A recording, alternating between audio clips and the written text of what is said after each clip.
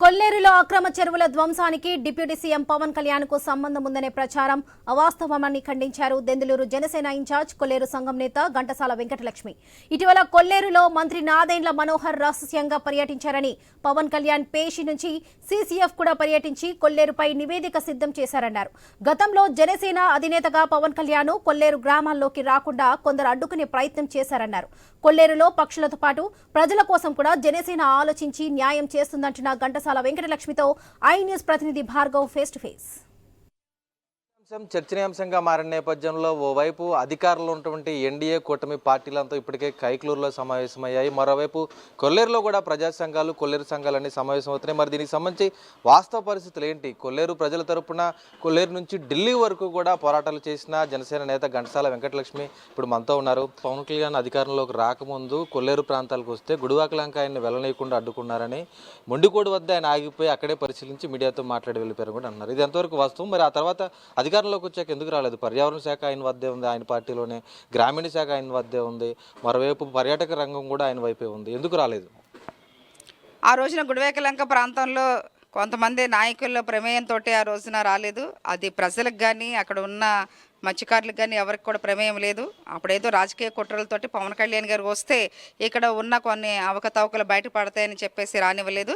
అయినా సరే ఆ రోజున పవన్ కళ్యాణ్ గారు ఆగకుండా మొండుకోడులో మొత్తం కొల్లేరులో చెరువుగట్టు మీద ఉండి ఆయన నేనేదో పెద్ద పెద్ద ప్రలోభాలు పెట్టాల, 3వ కౌంటర్ ఇచ్చేస్తా, లేకపోతే సుప్రీంకోర్టు తీర్పును కూడా కాదనకుండా నేను చట్టాలు చేసేసి నేను చేస్తానని చెప్పలా. ఇక్కడ ప్రజలు ఏమి జీవితాన్ని కోరుకుంటున్నారో చట్టాలని గౌరవిస్తూనే, పర్యావరణాన్ని కాపాడుకుంటూనే ఇక్కడ ప్రజలకి మెరుగైన జీవితాన్ని, పేద ప్రజల కోసం నేను ఎప్పుడు పోరాడతానని చెప్పేసి ఆ రోజున 2019 ఎలక్షన్స్ ముందు ఆయన మాట్లాడడం జరిగింది.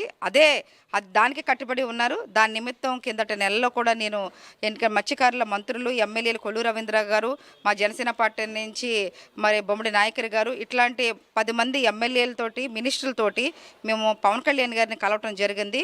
10 అంశాలు మత్స్యకారుల అంశంలోకి ఈ కొల్లేరు అంశం కూడా 2వ అంశం కింద పెట్టి పవన్ కళ్యాణ్ గారి దృష్టికి తీసుకెళ్ళటము, మాట్లాడటము, అలాగే చంద్రబాబు నాయుడు గారి దృష్టికి కూడా అదే రోజున మరి మాట్లాడటం చేయటము మొత్తం అంతా జరిగింది. అయితే ఒకటే మాట అన్నారు చంద్రబాబు నాయుడు గారు కానీ పవన్ కళ్యాణ్ గారు కానీ, ఖచ్చితంగా కొల్లేరు ప్రాంత ప్రజలకి మనం అండగా ఉందాము, అటు పర్యావరణాన్ని కాపాడుకుంటూ కూడా చట్టాలను కూడా మనం గౌరవిస్తూ కూడా ముందుకెళ్దాము, అది ఏ విధంగా వెళ్ళాలి ఏంటి అన్నది అక్కడ ఉన్న అధికారులు, నాయకులతోటి అందరితోటి కూర్చుని, అలాగే అక్కడున్న ప్రజల నుంచి కూడా వాళ్ళ స్పందనని మనం తీసుకుని ఆ దిశగా ముందుకెళ్దామని చెప్పేసి చంద్రబాబు నాయుడు గారు, పవన్ కళ్యాణ్ గారు గత నెలలో కూడా మాట్లాడడం జరిగింది. అదే నిన్నగాక మొన్న జరిగినటువంటి మరి కైకలూరు నియోజకవర్గ సమావేశంలో కూడా నేను ఏదైతే చెప్పారో పవన్ కళ్యాణ్ గారు ఆ విషయాలన్నీ కూడా చెప్పడం జరిగింది. అలాగే ఈ నెలలో నాదెండ్ల మనోహర్ గారు ఇన్ఛార్జి మంత్రి గారు కూడా కొల్లేరు పర్యటించారు. అది ఎవరికీ తెలియకుండా ఆయన ఎట్లా అని స్పందన తెలియజేసుకోవటము, ఈ వాతావరణాన్ని అంతా కూడా ఆయన చూడటం కూడా జరిగింది. అలాగే పవన్ కళ్యాణ్ గారి పేషి నుంచి కూడా సీసీఎఫ్ గారు కూడా వచ్చి కొల్లేరు ప్రాంతాన్ని అంతా కూడా చూసి ఒక రిపోర్టుని పవన్ కళ్యాణ్ గారికి ఇవ్వటం కూడా జరిగింది. అన్ని రిపోర్ట్లు ఆయన దగ్గర ఉన్నాయి. అలాగే ఒకటి పర్యావరణం కూడా మా ఎజెండా, ఏది మా సిద్ధాంతాల్లో 7 సిద్ధాంతాల్లో ఒక సిద్ధాంతము. పర్యావరణం అంటే అదేదో ప్రత్యేకమైనది కాదు. పర్యావరణం అంటే ప్రజల కోసమే, మన ఆరోగ్యాల కోసమే, అది ప్రజలతో మమేకమేది ఉంది. పర్యావరణాన్ని మనం కాపాడుకోకపోతే, ప్రకృతిని నాశనం చేస్తే ఈ రోజున ఎన్ని అవరోధాలు, ఎన్ని జబ్బులకి గురవుతున్నా మనకి అందరికీ తెలుసు.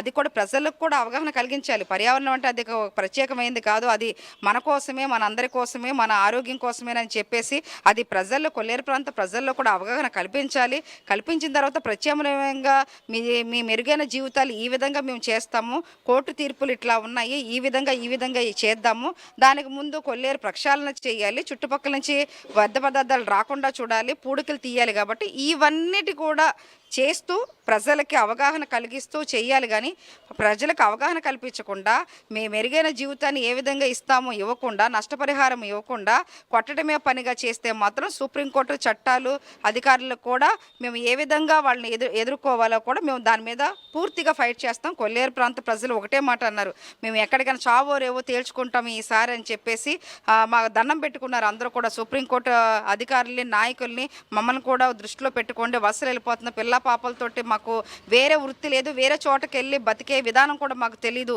ఇక్కడే మేము బతుకుతున్నాం, ఇక్కడే మేము చస్తాం, ఇక్కడే పుట్టి పెరిగాం కాబట్టి ఇక్కడ ఈ విషయాలన్నింటినీ కూడా తీసుకోమని చెప్పేసి ఒక్కొక్కళ్ళు మాట్లాడుతుంటే కన్నీళ్ళు వచ్చినాయి.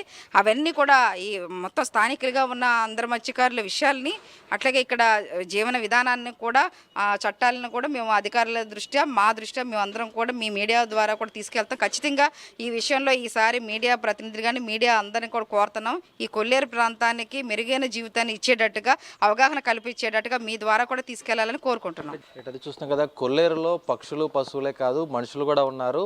వారికి మెరుగైన జీవన విధానాన్ని అందించిన తర్వాత కొల్లేరును ప్రక్షాళన చేసి కొల్లేరును అభివృద్ధి చేసి అక్కడ ఉన్న వారికి ఉపాధి కల్పించాల్సినటువంటి బాధ్యత కూడా ఈరోజు కేంద్ర రాష్ట్ర ప్రభుత్వాలు తీసుకోవాలి. కేవలం చట్టాలు మాత్రమే చూడడం కాదు, అక్కడ ఉన్నటువంటి ప్రజలను కూడా చూడాలంటూ కూడా జనసేన పార్టీ తరఫున ఘంటసాల వెంకటలక్ష్మి స్పష్టం చేస్తున్న పరిస్థితి కనిపిస్తోంది.